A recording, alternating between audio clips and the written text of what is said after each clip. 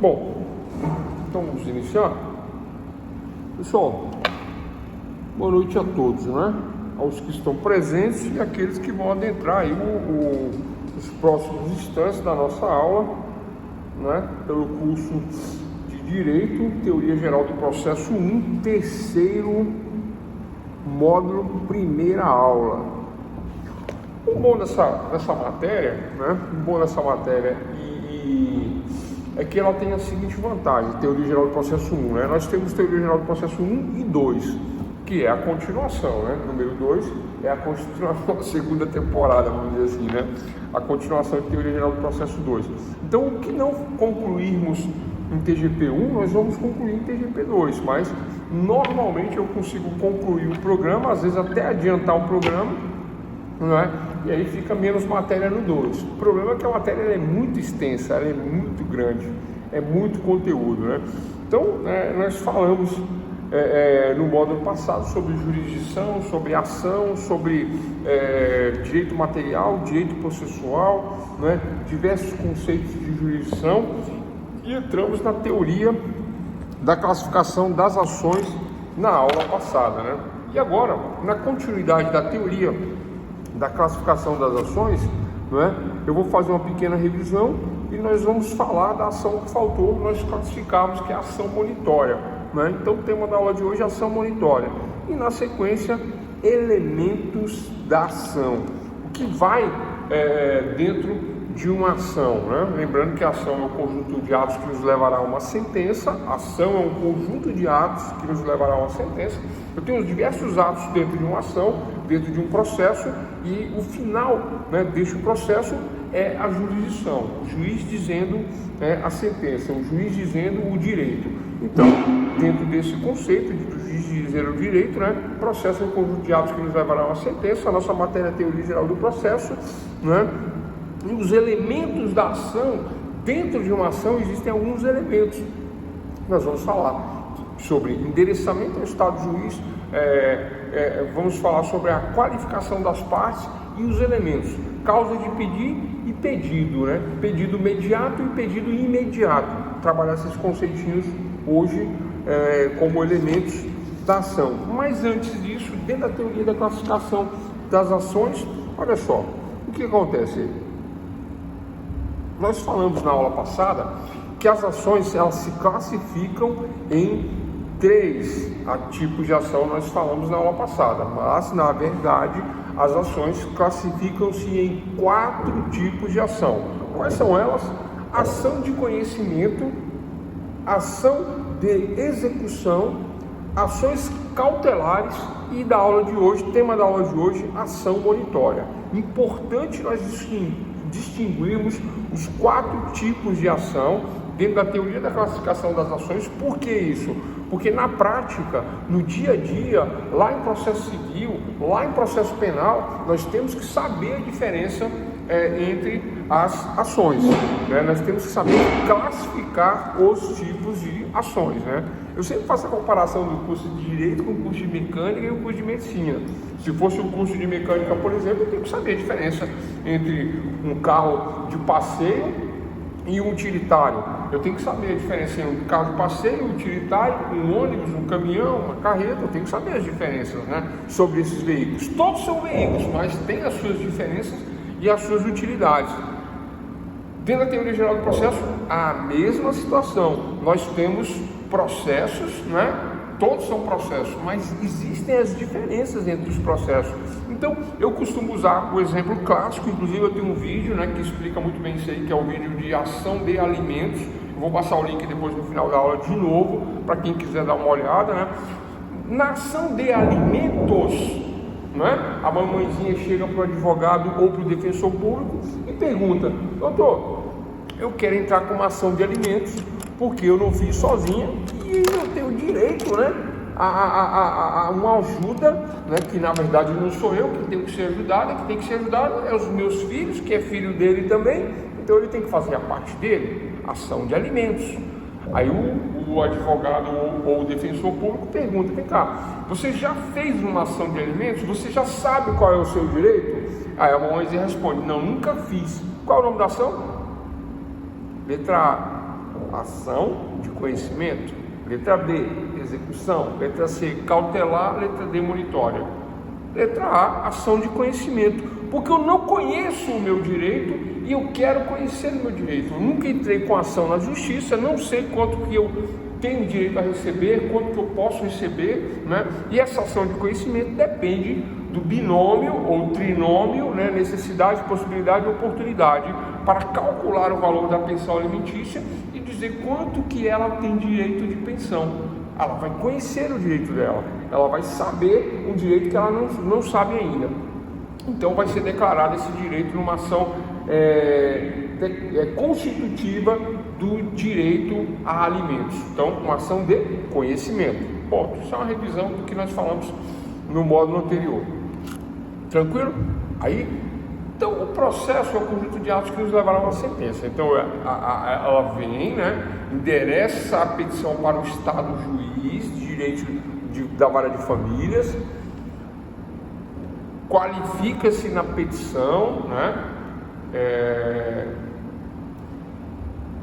menores, onde vem representado por sua genitora, numa ação de alimentos, para conhecer alimentos, em face do requerido, que é o alimentante, que alimentará os menores.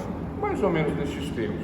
E aí, em seguida, vem causa de pedir e pedido, que vai ser a segunda parte da aula, daqui a pouco nós vamos falar disso.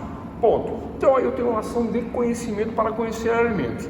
Ao final, havendo a sentença dizendo, olha, a pensão alimentícia será de um salário mínimo, R$1.000, meio salário mínimo, né? Por que os juízes costumam colocar a pensão alimentícia em um salário mínimo, meio salário mínimo, 30% do salário mínimo, 20%?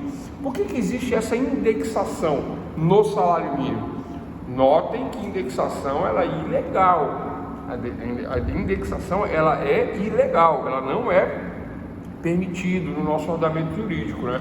Não se pode indexar nada, mas essa indexação existe de forma usual, costumeira e jurisprudencial. Já criou-se uma jurisprudência nesse sentido, porque automaticamente evita uma revisão. Se o salário mínimo sobe todo ano, automaticamente a pensão alimentícia ela sofre junto com o aumento do salário mínimo, vem uma atualização da pensão alimentícia. Se aumenta o salário, aumenta a pensão automaticamente. Por isso que existe essa indexação, embora a indexação é algo ilegal. Mas como é feito através de acordo, normalmente, então não tem problema. E mesmo feito por sentença, teria que fazer uma outra sentença para poder revisar isso. Mas o ponto não é esse. O ponto é ação de conhecimento, conheço o meu direito, ponto. Tem uma sentença. Qual é a sentença aí? Sentença que determina alimentos, sentença que diz o valor dos alimentos. Então eu vou ganhar R$1.000. Só que aí o que acontece? O pai, o genitor, ou aquele que presta alimentos, que é condenado a prestar alimentos, ele não, vamos dizer assim, ele não vem pagando os alimentos. E aí o que acontece, pessoal? Este que não vem pagando alimentos, não é? Que já foi decidido numa ação de conhecimento, estamos revisando a ação de conhecimento, boa noite, Gustavo, estamos revisando a ação de conhecimento. O que acontece? Este pai que não paga alimentos, já está determinado que ele tem que pagar um salário mínimo, mas ele não paga uma, não paga duas, não paga três. O que eu tenho que fazer agora? Com essa sentença nas minhas mãos, essa sentença que eu ganhei na ação de conhecimentos, eu vou fazer uma ação de execução de alimentos, executando a sentença que determina R$1.000. Tem 3 atrasadas, eu peço os R$3.000, né, as vencidas e as que forem vencendo ao longo do processo, vencidas e vencendas, porque o processo demora às vezes, né?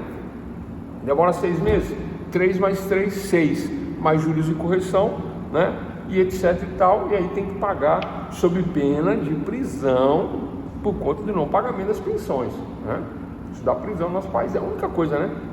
Pode roubar o país inteirinho, quebrar, fazer, acontecer, não vai preso.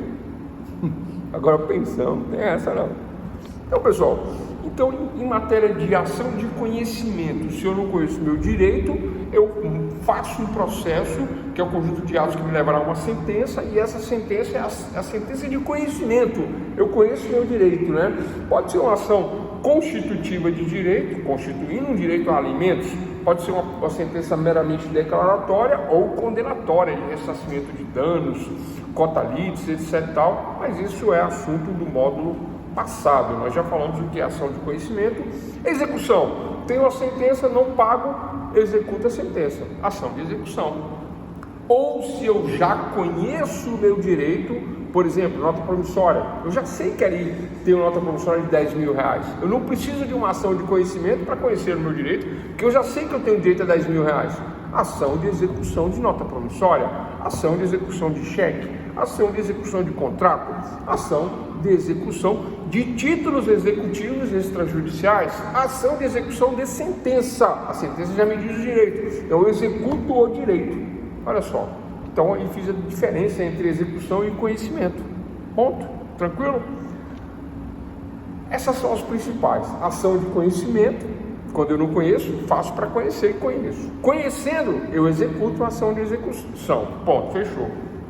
Mas existem questões, né, que dependem de urgência, né? Algo que, caso eu não execute com urgência, não vai adiantar eu fazer uma ação de conhecimento, não vai adiantar eu fazer uma ação de execução. Então, via uma terceira modalidade de ação, que é as ações cautelares, que me acautelam. O que é cautela, pessoal? Como é que é? Canja de galinha não faz mal a ninguém? Como é que é? Duas coisas, né? Que não faz mal para ninguém. Pois é, por cautela, aí eu me acautelo. E como que eu me acautelo? Eu tenho uma doença, vamos dar um exemplo, porque eu tenho uma doença, caso eu não tenha a internação dentro de determinado procedimento, determinado acompanhamento, isso é muito comum em planos de saúde, e eu pago um plano de saúde numa determinada categoria, mas me parece que eu não li bem o manualzinho ali, que tem mais de 1000 páginas com letras microscópicas, e eu não sabia que o meu plano não cobria, ou o meu plano cobre, ele dá cobertura para esse tipo de procedimento, mas existe uma fila, e aí o que acontece?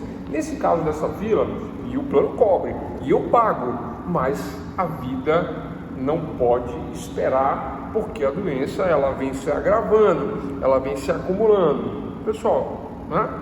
Não somos aí especialistas em medicina e nesse tipo de assunto, mas é fácil sabermos quando dá para esperar e quando não dá para esperar. E neste caso que eu estou me referindo, não há possibilidade de esperar o resultado. E aí o que eu faço? Falamos de ação de conhecimento, falamos de execução, agora estamos falando de ação cautelar.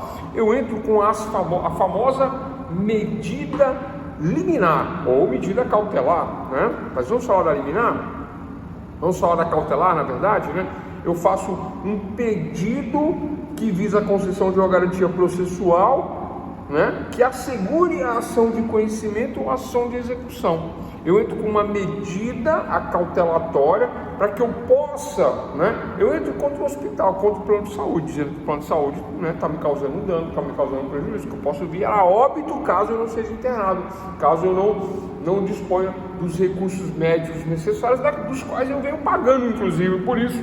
Então, para me acautelar, eu entro com um pedido acautelatório, né? Para me acautelar, entro com uma ação cautelar com pedido liminar. Pessoal, o pedido é liminar dentro da ação cautelar. Liminar significa urgência, urgente, urgentíssimo, com requisitos mínimos que a doutrina chama de fumaça do bom direito, né? Fumus bonis iuris, somado, a fumaça do bom direito somado com o periculum in mora, perigo na demora. Caso demore, eu posso vir a óbito. E qual é o bom direito? O que me diz a fumaça do bom direito? Por que fumaça? Algo sutil, que eu não preciso a princípio provar com provas concretas. Basta indícios mínimos, mas o perigo na demora, e aí eu tenho direito a uma liminar, através de uma ação cautelar. A ação cautelar com pedido liminar, apontando o perigo em mora e a fumaça do bom direito. Eu digo, se eu não vier a ser internado, medicado, operado, poderia vir a óbito. Perigo em mora, perigo na demora, fumaça do bom direito, fumus bonis iuris. Nesse sentido, eu devo e eu preciso ser operado com urgência. Então eu ingresso com ação cautelar. Aí o juiz concede imediatamente para que eu venha a ser transferido para a UTI, para o ambulatório, para que eu seja operado, para que venha a ser recuperado e etc e tal. E óbvio que a cautelar é uma preparatória da ação de conhecimento, e vamos apurar danos, né? Já que eu tinha direito e foi negado o direito, vamos apurar danos. Essa é uma questão. Ponto dessa questão. Mas, então, compreendida a questão da cautelar, a cautelar é para urgência, né? Urgente, urgentíssimo. Eu estou dando uma revisão aqui, na verdade, do módulo passado, porque nós já falamos disso aqui, né? Por que eu tenho que explicar isso? Porque o próximo assunto, que é o assunto da aula de hoje, ação monitória, envolve um misto, tá? De ação de conhecimento com ação de execução nas monitórias. Vou explicar o que é monitória já, né? Só para fechar a questão das cautelares, olha só. Dentro das ações cautelares, né? Eu preciso, por exemplo, cobrar uma dívida de uma alienação fiduciária. Foi vendido um veículo, né? Essa é clássica, vocês conhecem. Foi vendido um veículo, mas esse veículo vendido da agência de automóveis para o consumidor, olha só, foi vendido o veículo da agência de automóveis para o consumidor, mas este consumidor não tinha todo o dinheiro, aí resolveu tomar dinheiro emprestado de um banco. Então, eu tenho o alienado, o alienante, e eu tenho o banco, que é a financeira, que é um credor fiduciário, que vai emprestar o dinheiro para possibilitar o negócio. Pronto, é feito o negócio, veículo financiado, veículo vendido. Paga uma parcela, paga duas, paga 12, paga 20, mas chega um determinado momento, desemprego, doença, algo nesse sentido, não é? Atrasa uma, atrasa duas, atrasa três, atrasa quatro, atrasa cinco, atrasa seis, atrasa 10 e não paga. E o banco tenta negociar, cobra, faz carta, manda cobrança e nada de pagamento. Qual é o risco que o banco corre? Da pessoa não pagar mais e continuar utilizando o veículo, ou até mesmo sumir com esse veículo, certo? É possível? É possível. Ah, professor, mas você está defendendo o banco? Não estou defendendo o banco, estou defendendo o direito. Quem diz isso é o direito, não é? Existe um credor aí que emprestou um dinheiro para possibilitar o negócio, possibilitou o negócio, né? Aquele que vendeu recebeu, aquele que comprou está com o objeto, e quem está no prejuízo? Só a financeira, o banco está no prejuízo. O banco precisa. Ah, professor, mas juros abusivos, isso e aquilo, não interessa, gente. Na hora de comprar o veículo, o consumidor vai lá e fala assim: ah, não, se couber no meu bolso a parcela, isso não é coisa de pobre não, viu? É pobre, é rico, qualquer um. Na hora de financiar o veículo, se cabe a parcela no bolso, a pessoa topa o negócio. Ah, vou comprar um carro, mas só cabe no meu bolso R$500. Aí compro o carro com parcela de R$500. Vou comprar um veículo, R$2.500 cabe no meu bolso, tranquilo. Aí compro o veículo.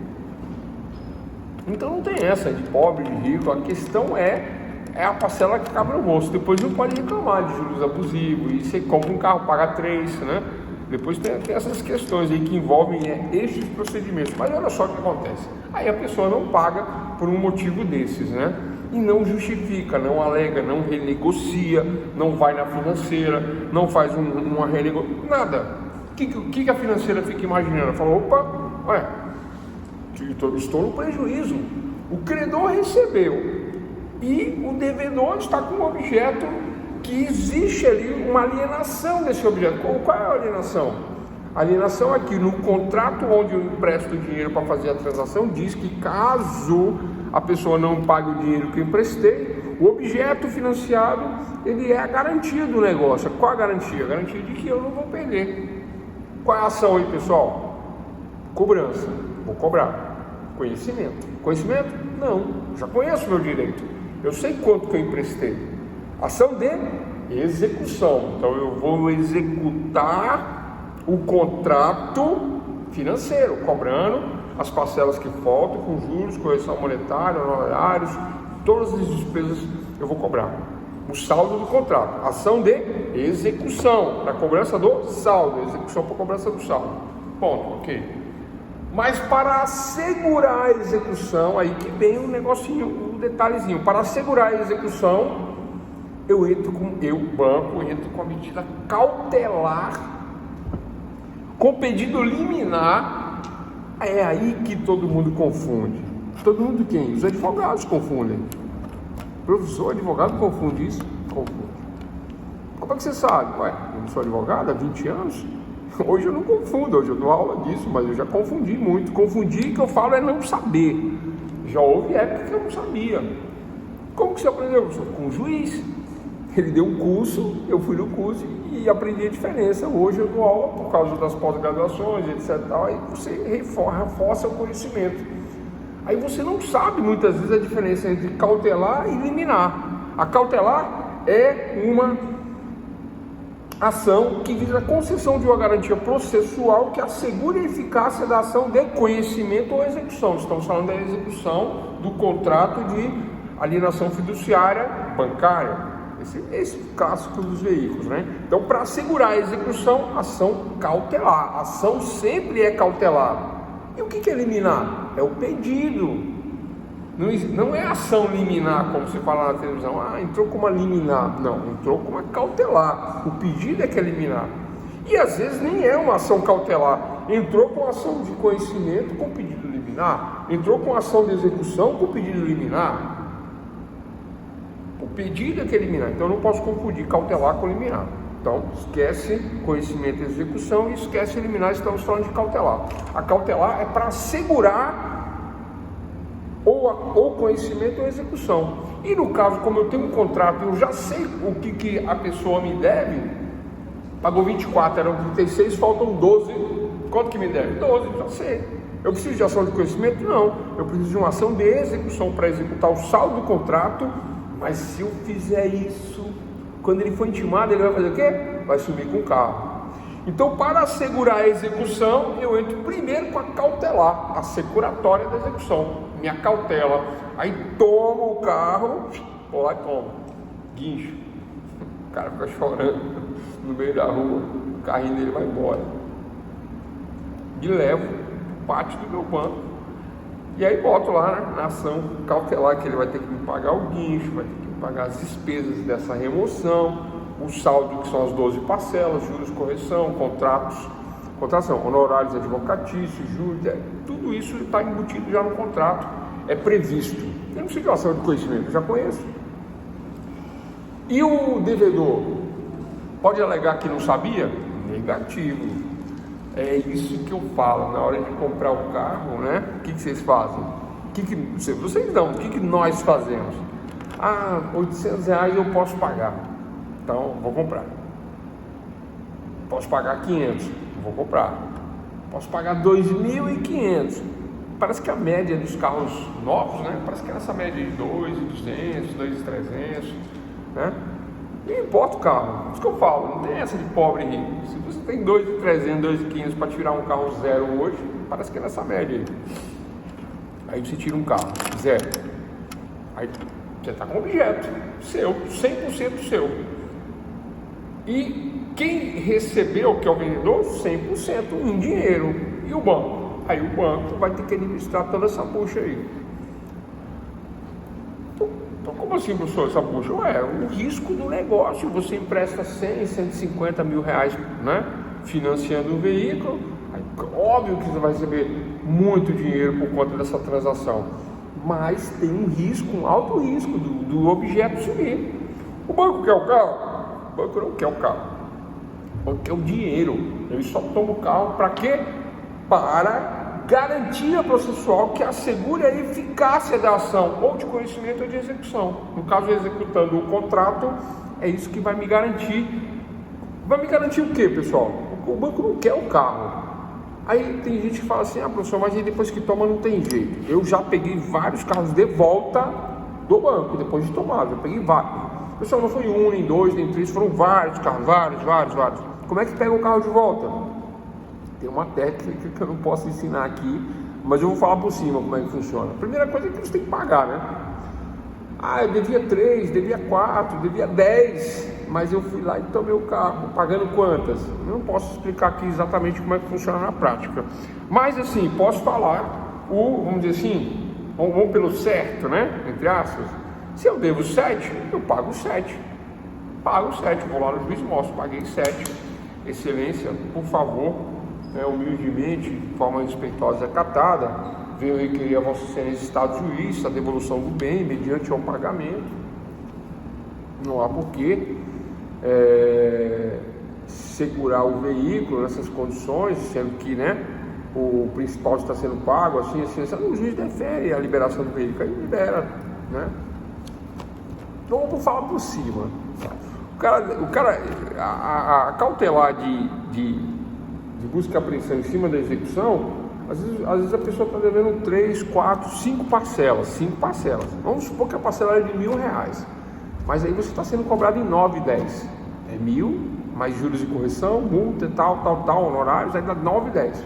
Mas a parcela seca, vamos dizer assim, é 5.000, 5 parcelas de 1.000, 5.000. Aí o que você faz?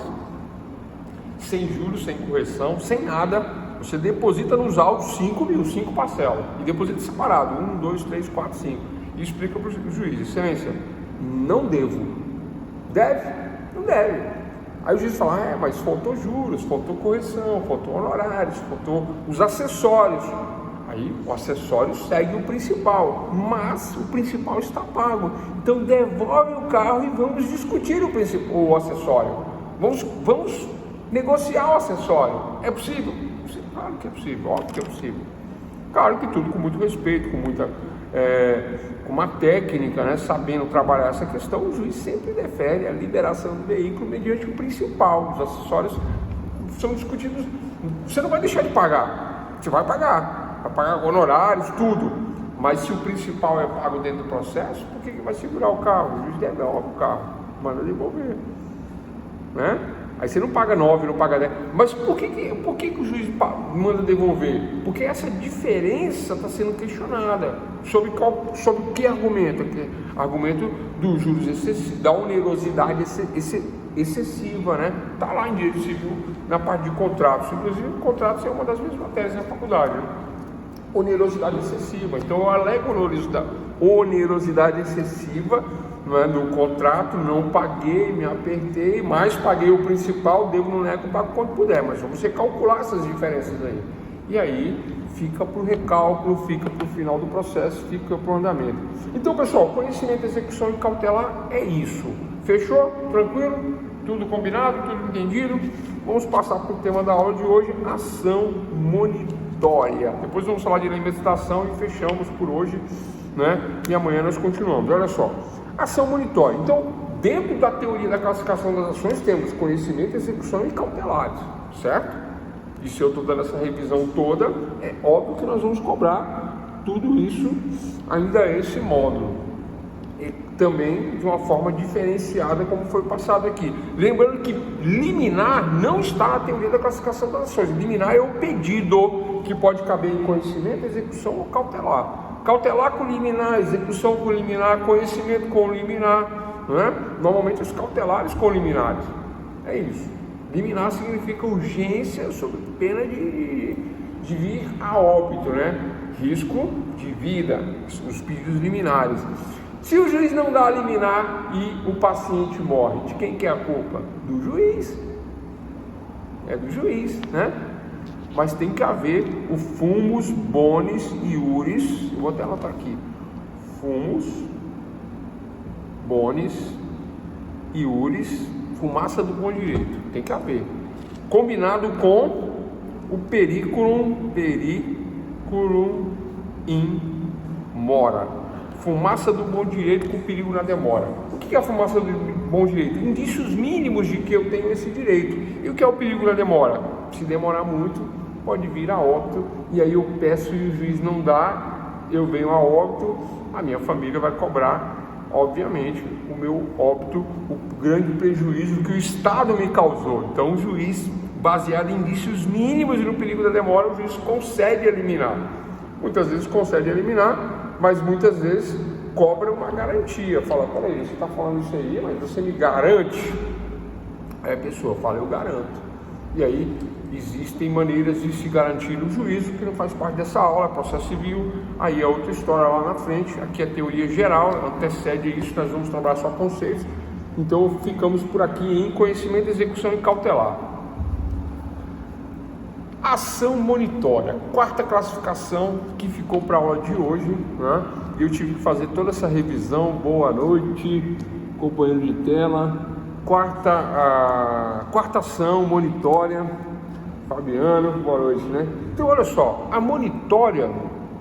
ação monitória, quarta classificação, ação monitória. Pessoal, prestem atenção na etimologia da palavra. Monitória é de monitor, de monitorar, né? E quando é que eu monitoro? Quando é que eu assisto algo pela TV, pelo monitor? Quando eu vejo que pela câmera, né, que está no meu muro, eu vejo o que está acontecendo na rua, no meu quintal, eu estou monitorando, certo? Estou monitorando, fazendo a monitoração. Ah, professor, mas que exemplo estranho você está dando aí da ação monitória? Pois é, vou explicar por que já já. É uma modalidade de ação que, muito embora alguns autores, né, vislumbrem na ação monitória características do processo de conhecimento de cunho condenatório, mas com características de processo de execução. Como assim? A monitória, ela tem características de processo de conhecimento e características de processo de execução ao mesmo tempo. A monitória tem as duas características. Professor, agora eu fiquei sem entender. O conhecimento é quando eu não conheço o meu direito e quero conhecer. E execução, eu conheço o meu direito e executo. E essa monitória? Como é que eu vou executar se eu não conheço? Né? Essa é a questão. Mas é um misto de conhecimento com execução. Porque embora eu conheça e já execute, existem detalhes na ação de monitória que não existem na ação de conhecimento e não existem na ação de execução. E esses detalhes estão ligados à prática. A prática é que define o que é uma ação monitória, e vamos aos exemplos, né, para explicar o que é uma ação monitória. Olha só, tem ela, né, a ação monitória, por finalidade o recebimento de quantia certa ou entrega de coisa fungível após expedição de mandado de pagamento, semelhante à ação de execução, mas não é uma ação de execução. Entretanto, tal fim pode ser frustrado pelo oferecimento de embargos do devedor. Tudo bem. Vamos lá, olha só. Vamos à prática dessa questão, da diferença, né, para as outras três ações. Na monitória, por que ela tem um misto de conhecimento e execução? Porque quando eu tenho um título executivo extrajudicial. O que são títulos executivos extrajudiciais? Nós falamos isso no início da aula de hoje, nas aulas anteriores. Títulos executivos. O título executivo judicial é a sentença.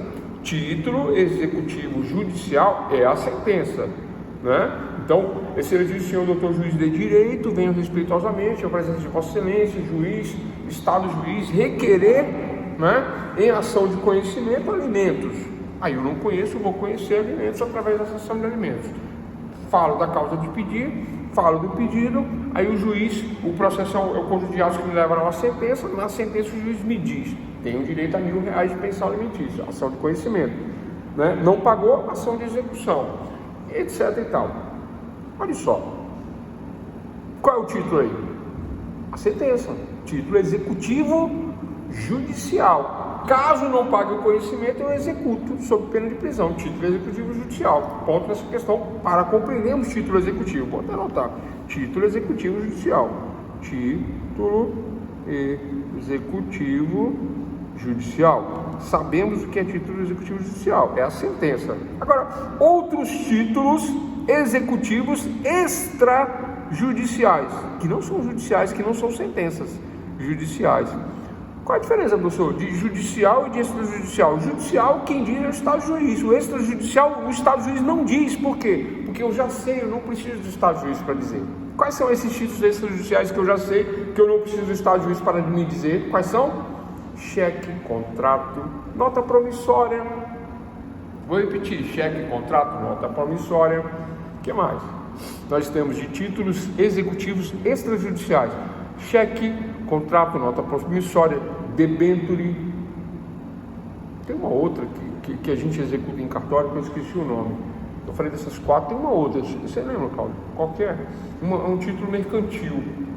Eu falei de debênture, cheque, promissória, contrato. Aí tem um que nós executamos no cartório também, eu não estou me lembrando o nome não. Eu já fiz uma cobrança dessa uma vez, né? Tá, mas não importa. Boleto, boa, boleto bancário, excelente. Obrigado, doutora Gislane. Exatamente, título executivo extrajudicial.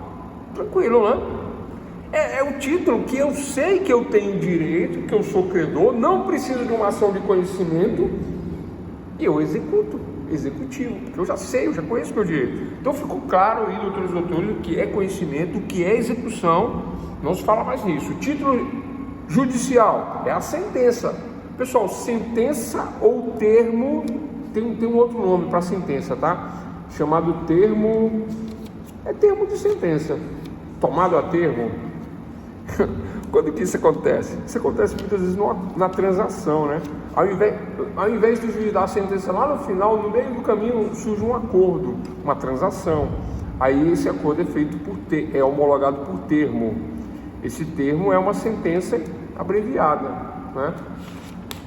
Uma sentença abreviada, chamada de termo. Termo ou sentença, mesma coisa. Título executivo judicial. Os títulos executivos extrajudiciais,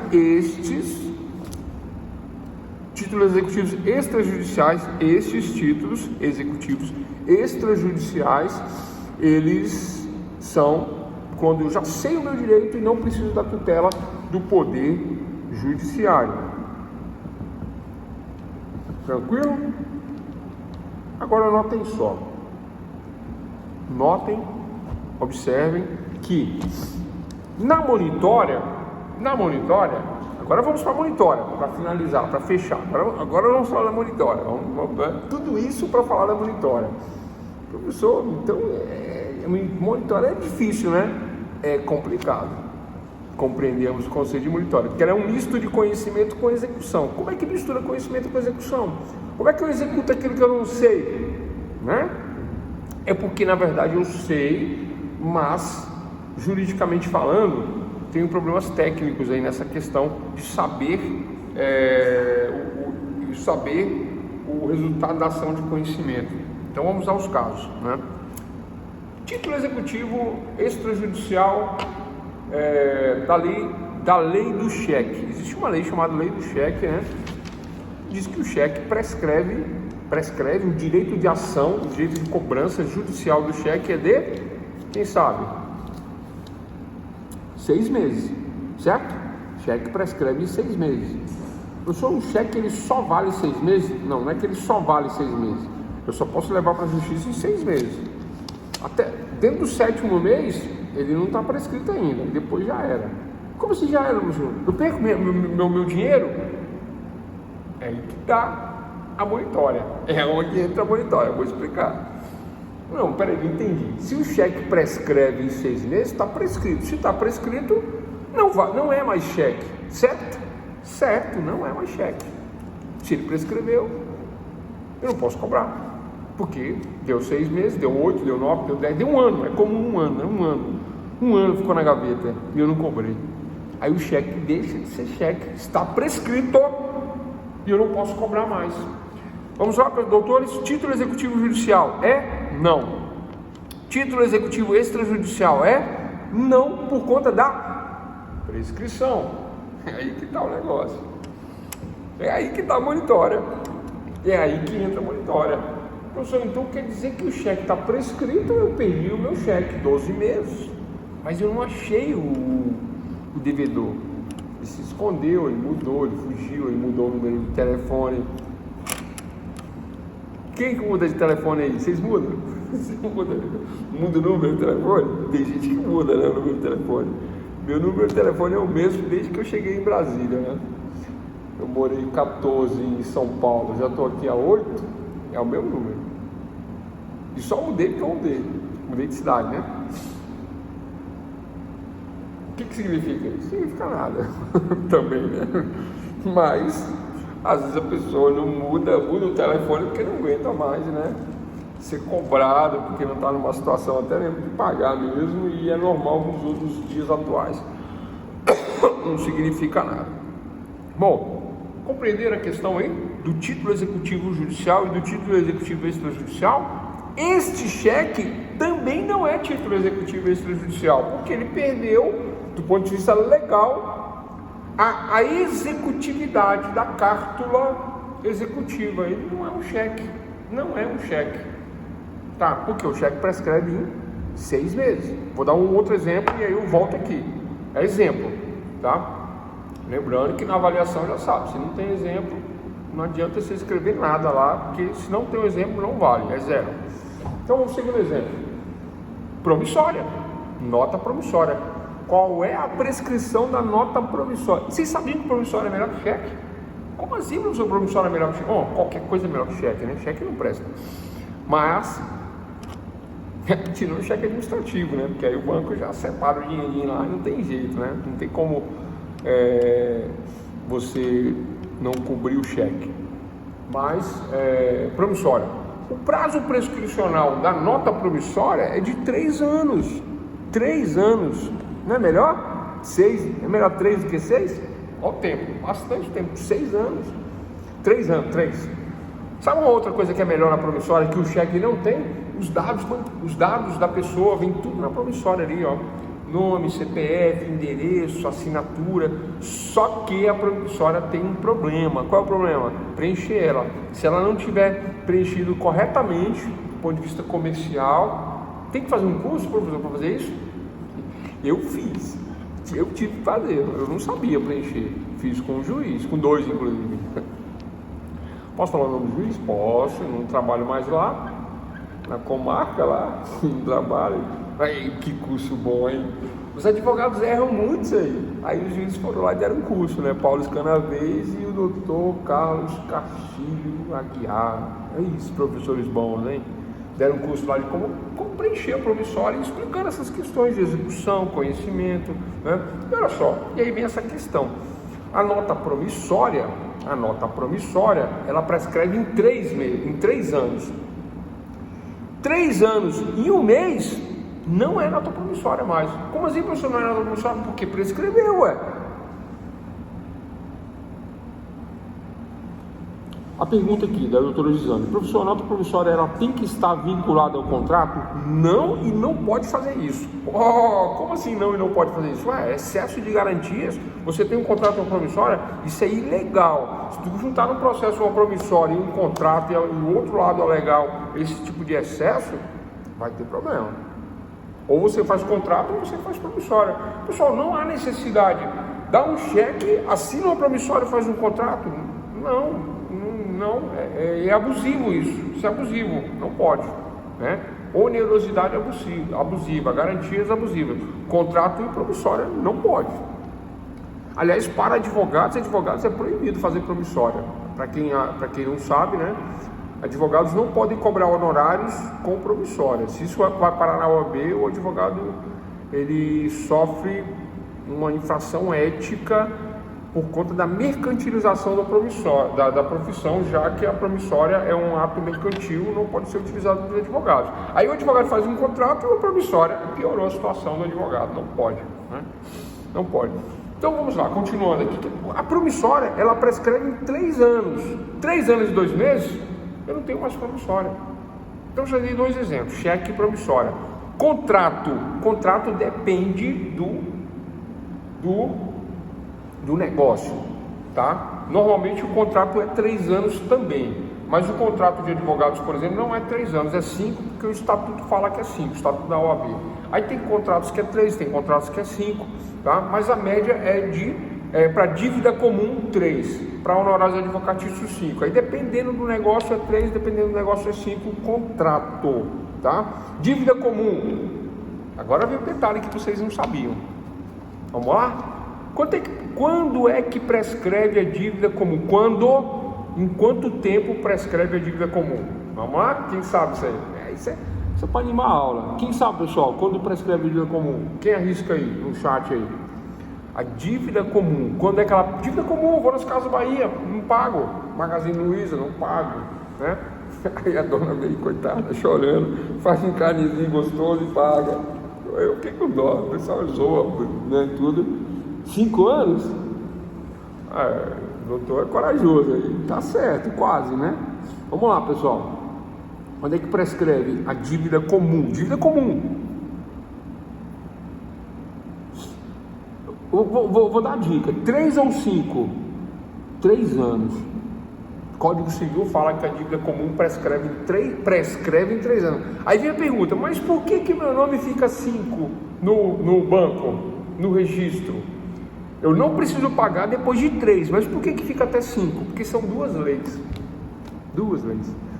A que diz que prescreve é o Código Civil. Prescreve em... Código Civil não, Processo Civil. Código Civil. Prescreve em 3. Mas o Código de Defesa do Consumidor diz que ficará registrado no sistema até 5 anos. Aí depois ele cai sozinho depois de 5 anos. Então, depois de 3 você não precisa pagar. Pode mostrar? Fica registrado como devedor? Pode, mas não cobra. Aí o seu nome sai da cobrança comum, porque não tem mais título executivo extrajudicial. Não estamos falando de sentença, porque não tem sentença. Estamos falando de contrato, promissória, cheque, dívida comum, boleto, dívida comum. 3 anos. Agora o tema da aula agora é a monitória, ação monitória. Então, olha só que interessante agora. Agora nós temos elementos para explicar o que é uma ação monitória, certo? Temos elementos para explicar o que é uma ação monitória. Por que isso? Porque a ação monitória é um misto de conhecimento com execução. Misto de conhecimento. Importante sabermos essa diferença. Professor, como é que eu vou executar algo que eu não conheço? Agora, vocês estão compreendendo como eu vou executar algo que eu não conheço. Eu posso executar a promissória prescrita? Executar a promissória prescrita? Posso executar a promissória prescrita, sim ou não? Eu posso executar o cheque prescrito, sim ou não? Eu posso executar a dívida prescrita, sim ou não? Não posso executar a dívida prescrita. Não posso executar o título executivo extrajudicial prescrito. Não posso. Execução? Não. E também não faço uma ação de conhecimento que eu já conheço, mas está prescrito. Estão começando a perceber a diferença entre execução, conhecimento e agora as monitórias, que engloba a execução e conhecimento? É nesse aspecto, é nesse sentido que entra a ação monitória. Professor, começando a entender, compreender onde você quer chegar.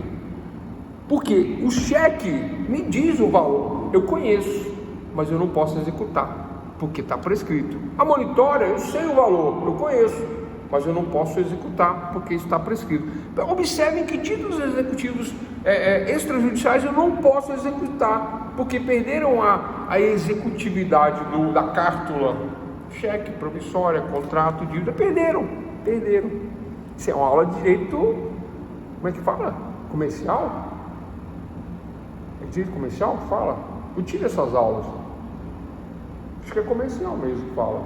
Bom, não importa. Mas as monitórias, a ação monitória, que é da nossa matéria, a ação monitória, e tem que vou caprichar nessa prova de ação monitória, porque a ação monitória não é fácil, mas agora se tornou fácil. Porque por que eu tive que dar revisão das outras ações? Conhecimento, execuções e cautelares. Por que eu tive que dar a revisão? Para nós chegarmos aqui e dizermos que a monitória é um misto de conhecimento com execução. Eu executo sem conhecer? Não, mas eu conheço. Eu conheço, mas eu não executo porque não tem a executividade da cártula. Por que não tem a executividade da cártula? Porque a cártula está prescrita. É isso. É isso. Esse é o conceito. Eu conheço, mas eu não executo, porque a cártula perdeu a executividade. Eis o conceito da ação monitória. Agora vamos lá. Continuando a questão prática, né? Agora a cereja do bolo, a questão prática. Olha só, eu preciso executar essa cártula que está prescrita, mas eu não vou executar. E não vou fazer uma ação de conhecimento também, porque eu já conheço e eu, né? Como é que faz, pessoal? Como é que faz? Aí vem aquele detalhezinho.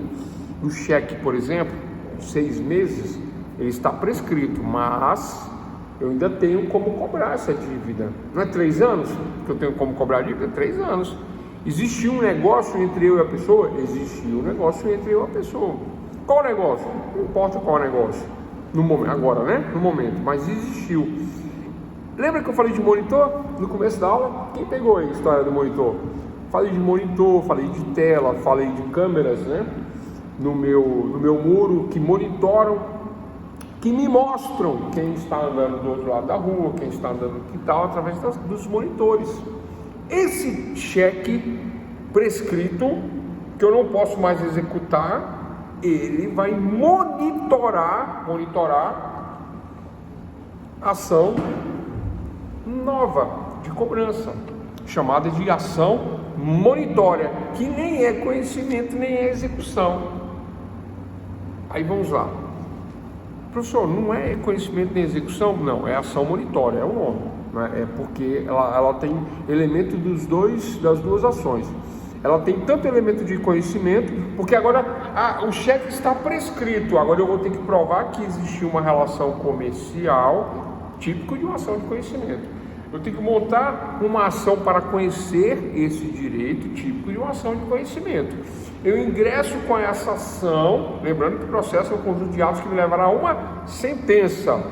E eu vou pedir, excelentíssimo senhor doutor juiz de direito, Estado de direito, Estado juiz, venho respeitosamente a presença de Vossa Excelência, requerer seja declarado a promissória válida para constituir o direito a seguir. E aí eu conto a história. Houve uma negociação, houve uma nota promissória,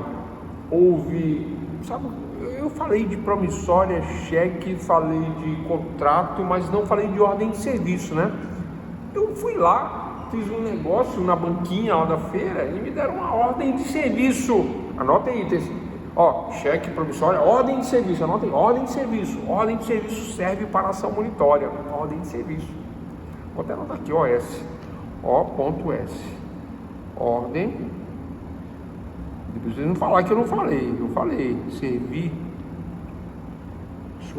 Ordem de serviço serve para ação monitória. Eu fiz um negócio lá na feirinha dos importados, até uma modinha diferente. Saiu na televisão, foi hoje que saiu. Primeiro, não sei quantos celulares roubados. Pois é.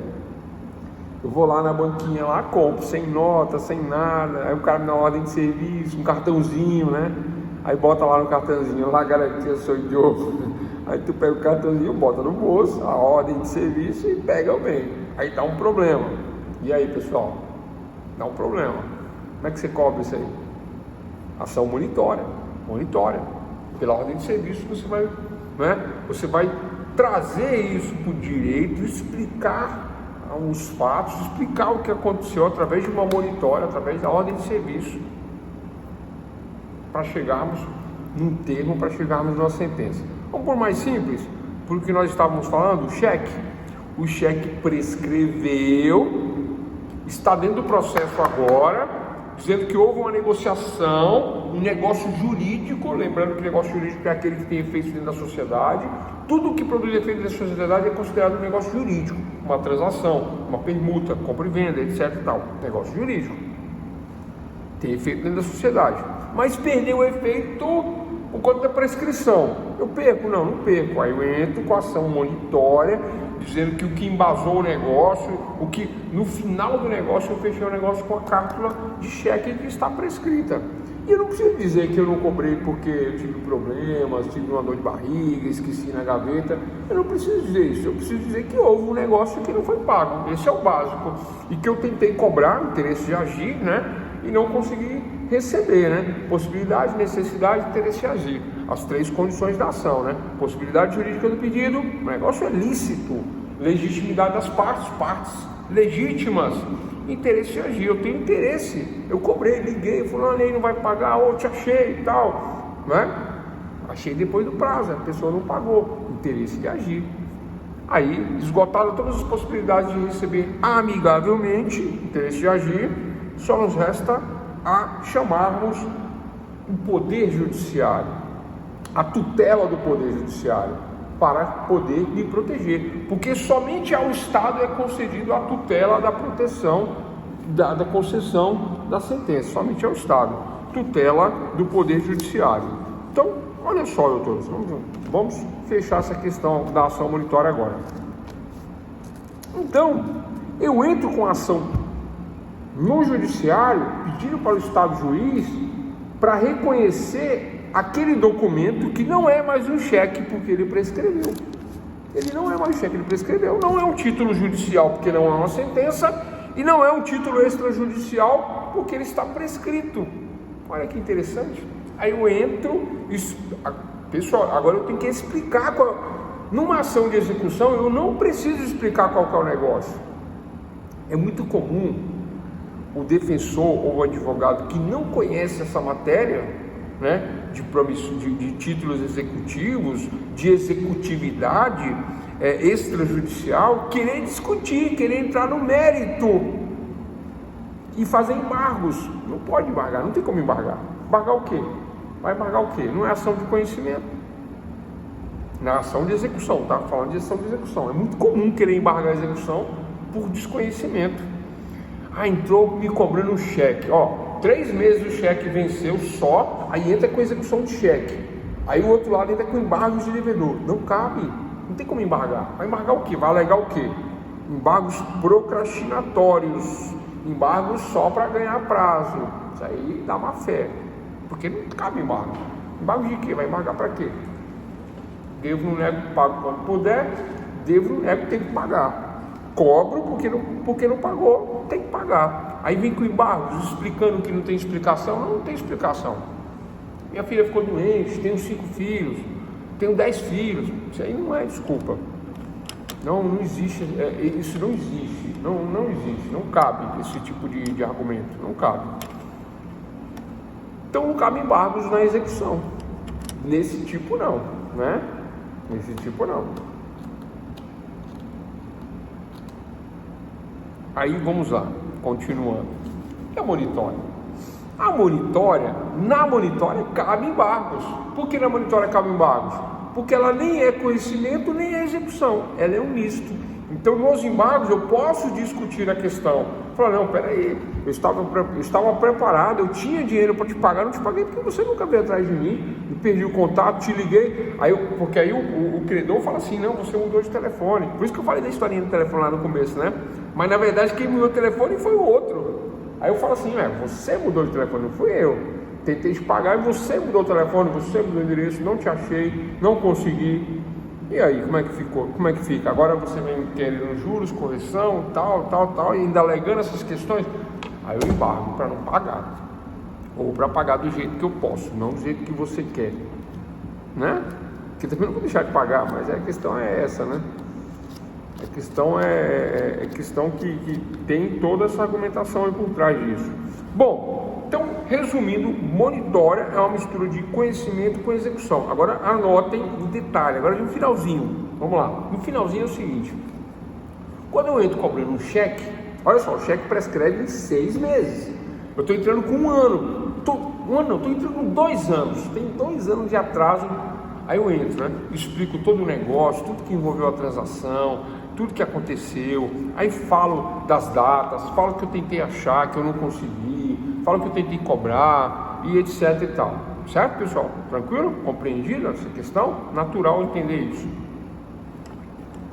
E eu entro com a ação monitória de um cheque prescrito, que não é nem título executivo judicial, nem título extrajudicial, porque está prescrito. É um papel comum. É como se fosse... Eu ia rasgar uma folha aqui. É um papel comum. Se eu pegar uma folha de papel higiênico e um cheque prescrito, é quase a mesma coisa. Não muda muito, não. O papel higiênico tem mais utilidade do que o cheque prescrito, porque o cheque prescrito eu tenho que passar por todo esse processo para torná-lo válido novamente. Como que ele vai ser validado? Na ação monitória, que não é conhecimento, que eu já conheço, e não é execução, porque eu não posso executar. É isso. Aí eu entro com ação de cobrança, ação monitória de cobrança de título executivo extrajudicial, que está prescrito. Pronto, é isso. Dizendo, esse foi negociado há 2 anos atrás, o negócio assim, assado, explico todo o negócio, como é que aconteceu, junto tudo, se for o caso, junto até testemunhas, e junto o cheque. Aí o juiz marca uma audiência para tentar uma conciliação, ou não. Por quê? Porque não é execução, é uma ação comum agora. Um misto de conhecimento com execução. Aí não saldado a dívida, não resolvido, vai para a sentença.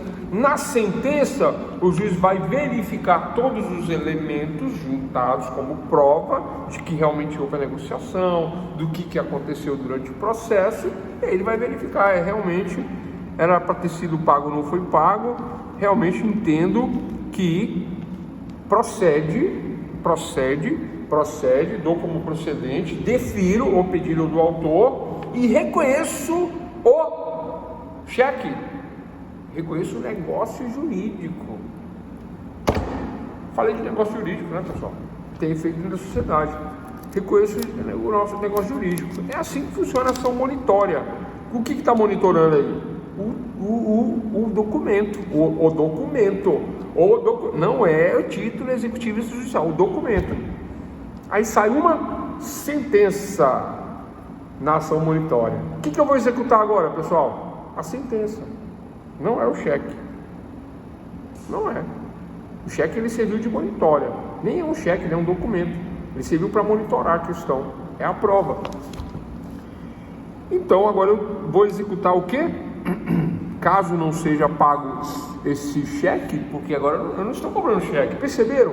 Eu validei o negócio jurídico através do cheque, que é um documento, que não é mais cheque, porque ele está prescrito. Eu validei o negócio jurídico. Então agora eu vou executar, caso não seja pago, eu vou liquidar a sentença, né? Através agora agora é o título executivo judicial. Agora eu tenho uma sentença que diz que aquele cheque fez parte de um negócio jurídico lá atrás, né? E na monitoração, na ação monitória, misto de ação de conhecimento e execução. Compreenderam? É isso, né? Esta é a questão. Então, olha só, dentro da teoria da classificação das ações, eu tenho ação de conhecimento, eu tenho ações executivas e tenho ações cautelares. Dentro da ação monitória, eu tenho uma ação misturada de conhecimento e execução. O conhecimento, quando eu não conheço meu direito e quero conhecer a ação de conhecimento. A execução, eu já conheço meu direito e eu executo diretamente meu direito. Essas são as diferenças entre conhecimento e execução. Agora, quando eu tenho as monitórias, nestes casos, onde eu tenho elementos da executiva e elementos do conhecimento, mas elementos posso chamar de problemas? Não. Vícios, defeitos? Também não. Mas existem essas características, né? Análogas a essas questões que nós tratamos aqui de uma forma bem prática, explicando, né? Essas questões em relação ao conhecimento, em relação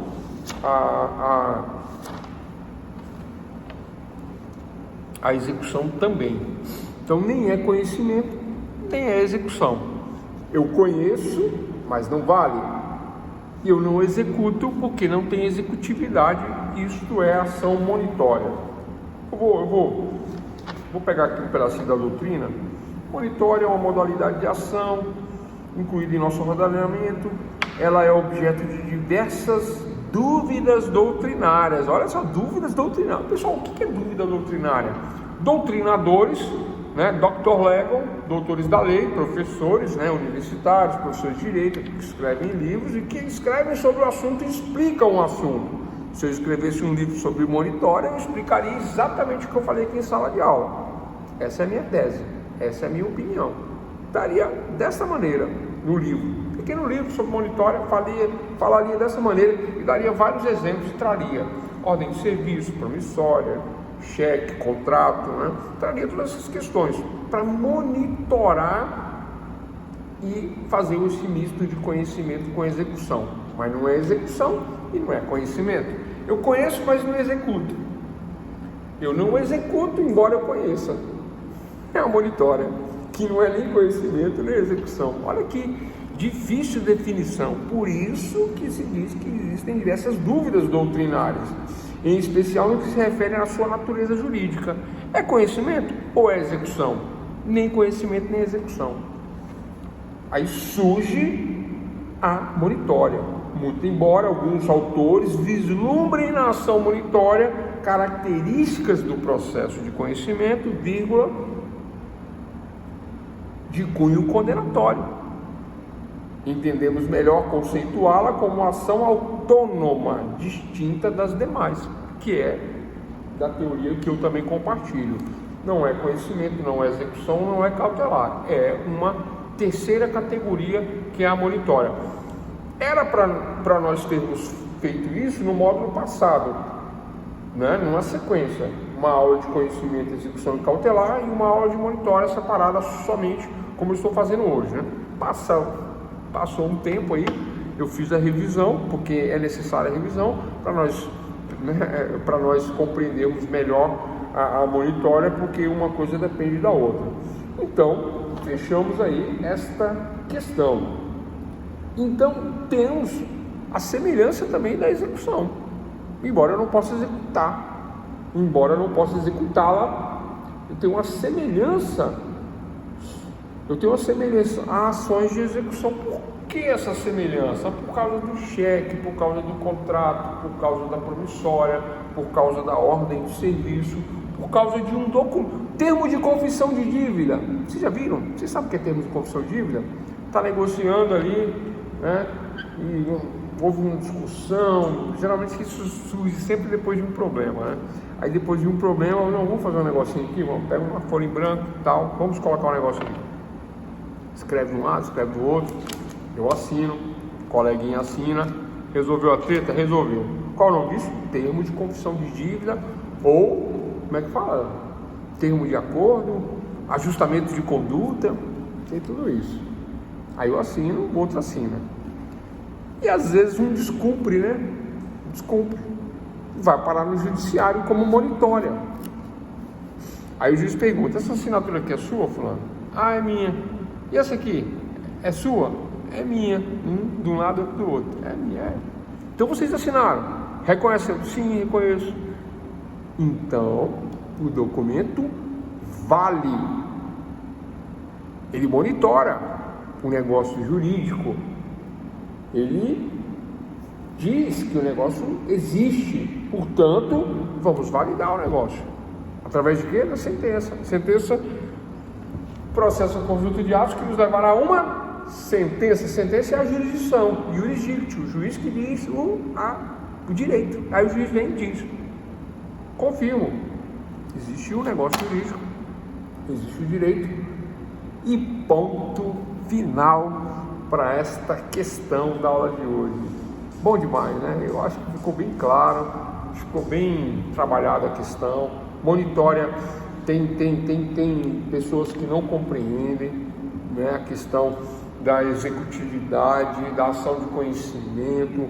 Pessoal, cautelar não se confunde com liminar. Cautelar é uma ação preparatória, acautelatória, que pode conter.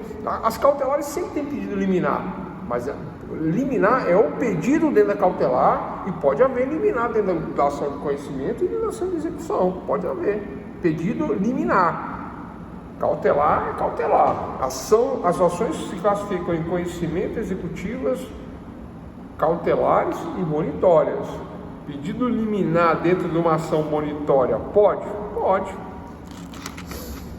Eu entro com ação monitória e digo que a pessoa que fez o negócio comigo está tentando fugir, aí eu tento me assegurar com o pedido liminar, tentando penhorar um bem, uma questão nesse sentido. É difícil trazer os exemplos aí, né? Por causa do horário. Eu poderia falar aqui, mas vai levar mais meia hora, então eu vou deixar para a hora que vem. Mas é isso. Ação monitória, tema da aula de hoje, tema importante, tá?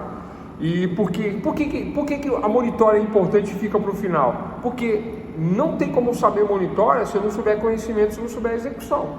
Não tem como saber. Essa questão do pedido cautelar e liminar é de ação cautelar, pedido liminar. Não existe ação liminar. É pedido cautelar, é ação cautelar, pedido liminar. E o pedido liminar cabe em qualquer tipo de classificação de ação. Pedido liminar. Amanhã nós vamos falar, eu ia falar hoje, mas não vai dar tempo. Amanhã nós vamos falar de...